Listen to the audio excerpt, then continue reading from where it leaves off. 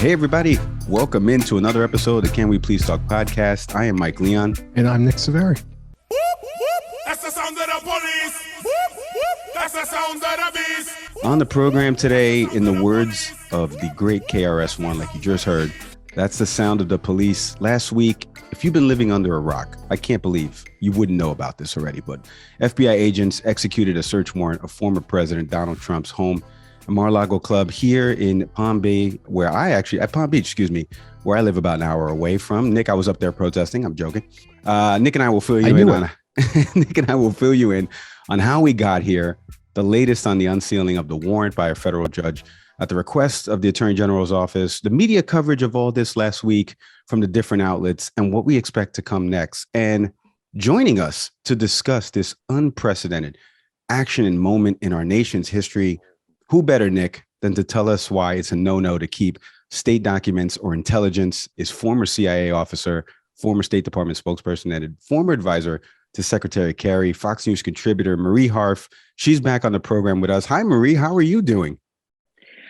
I'm very happy to be back. I, in some ways, cannot believe what has happened in the past week. It is just every time we think it can't get worse, it gets worse, and it gives us lots to talk about. But You know what a crazy ride we are all on. Did you have Trump nuclear code documents in the Mar-a-Lago basement on your bingo card in 2022? Did you have that?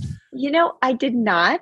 And I mean, people joke every Onion article that was written 5 years ago, that's now true, right? It's like they're prophesied, giving prophecy to prophesizing. Am I saying that right? It's been a long week, you guys. It's been really,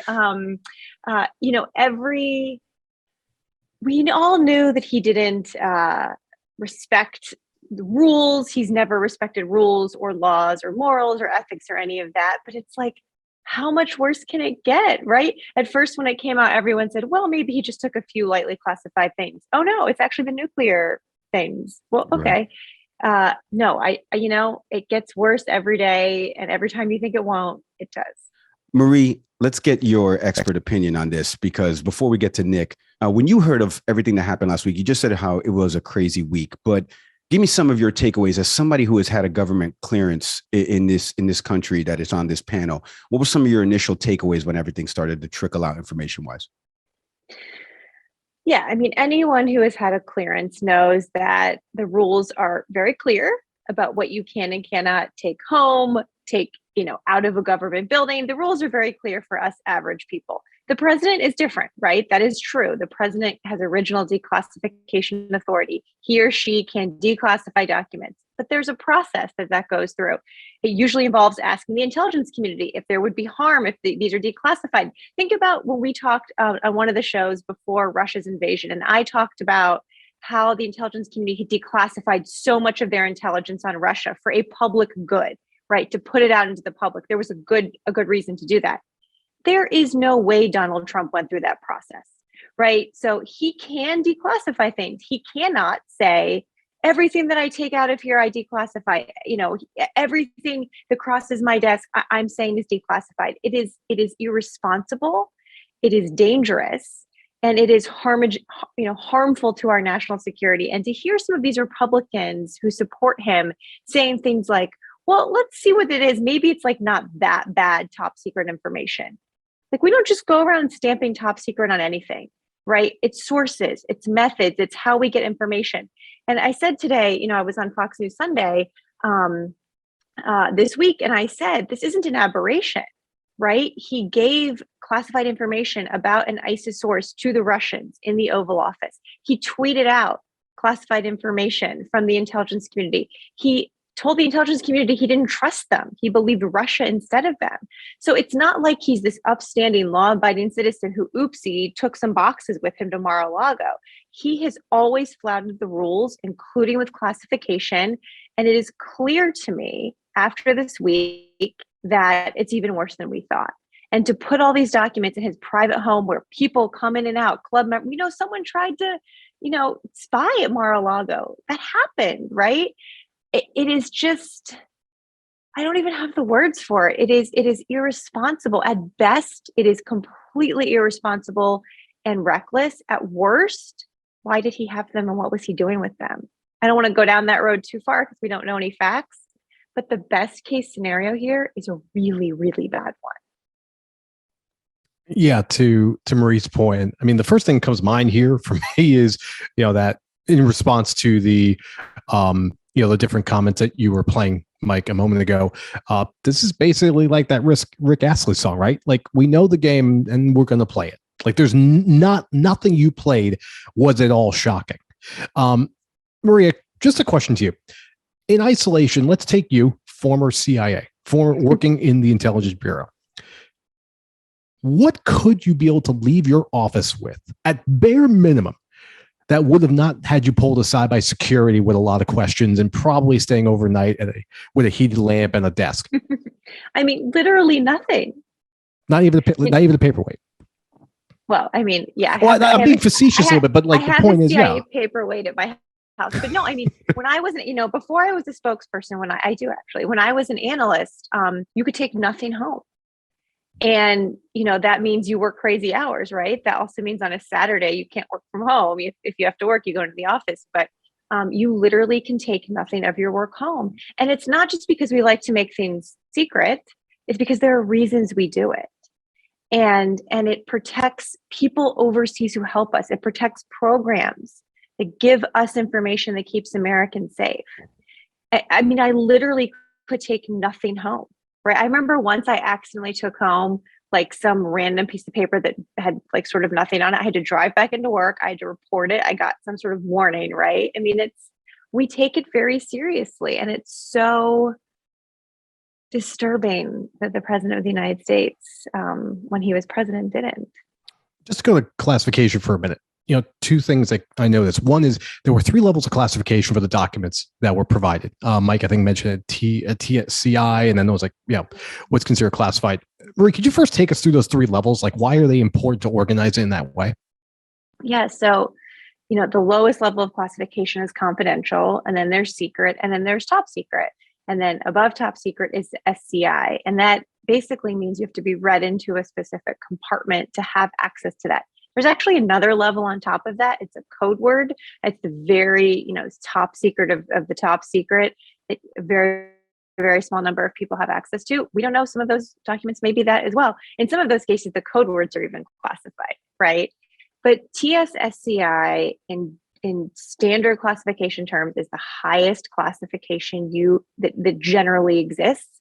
And SCI means it is sensitive enough that it has to be protected. And if it's not, it is a national security risk. That's why those statutes you saw, it was interesting what was on that warrant, because it talked about not just having the documents, but misuse of them and obstruction of the process in terms of getting them back, which I think has also been one of the really disturbing parts of this. But I mean, TSSCI is like the classified of the classified. If I took any of that home, I would absolutely get a security violation and be in trouble. Marie, in 2018, the Presidential Records Act had been amended to go from, I think it was a 1-year penalty to 5 years, or that penalty potentially imprisonment. You would know more than I would. That was obviously changed, during the Trump administration to go to 5 years. Mm-hmm. The argument that seems to be coming up is this idea of declassification. As president, or at least the way he said it by Thursday, is, well, anything I took was declassified, like this sort of sweeping thing, anything was taken off the table. Is that a viable explanation? I don't think so. I think unless he has evidence that he went through the process to declassify this information, it's not viable. But also, if that's true, why did they lie about it? Why did they stonewall the FBI and DOJ? Why did his attorney sign something saying they had no classified information when in fact they did? Why did they get a subpoena and ignore it? Right? If this was all above board and he declassified it all, why are they doing this? I do not think that argument. I mean, I think there is no way that Donald Trump went through a process to actually declassify all of these documents. He can say, "Oh yeah, declassify them." That doesn't make it so. But the classification isn't the only problem, right? It's how he used them. He could declassify them and then misuse them, right? Or to your point, the Presidential Records Act isn't actually about classification. It's about maintaining. It's partly, but it's about in part maintaining government records, classified or not. And he also had a responsibility to leave those records and failed to do so. Right. Maria, I want to get some of your takeaways on the rise of extremism now that we're seeing, because Nick was kind of alluding to it, but skipped over it. The Trump team first were saying beyond the raid, things were planted. Now it's, well, no, these are documents that I declassified.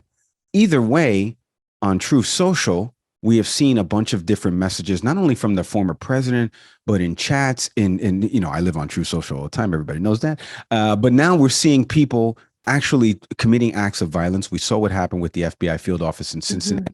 We see an armed group of protesters. I'm using air quotes for those of you not watching on YouTube, out in Arizona, and what's happening there.